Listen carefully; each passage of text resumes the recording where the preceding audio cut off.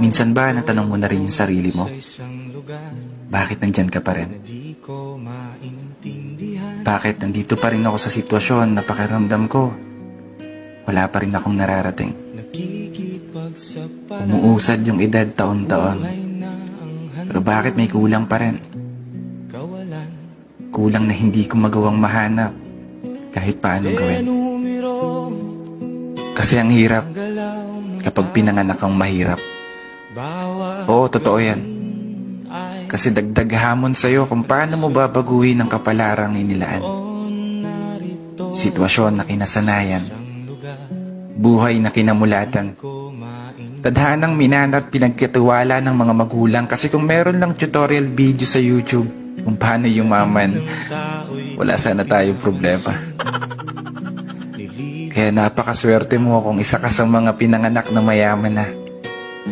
Kasi imagine, problema mo na lang ay kung paano mas magpapayaman pa. Mag-aaral ka na lang nang di na iniisip kung saan ka kukuha ng pangmatrikula. Samantalang pag mahirap ka, paiyakan pa bago ka makahawak ng diploma. Pahirapan pa makahanap ng trabaho. Higaya ng mayaman, imamanahin kang negosyo. Sana all na lang talaga. Pero nandito na tayo. Wala nang ibang pagpipilian kundi magpatuloy at lumaban sa hamon ng buhay. Oo, di may iwasan. Mainggit sa buhay na meron ng iba. O pagdudahan ng sarili kung magagawa mo ba. Abutin yung mga bagay na naabot na nila. Masungkit ang tagumpay gamit ang mga kamay na kailan may di tumigil maniwala na makakamit mo pa.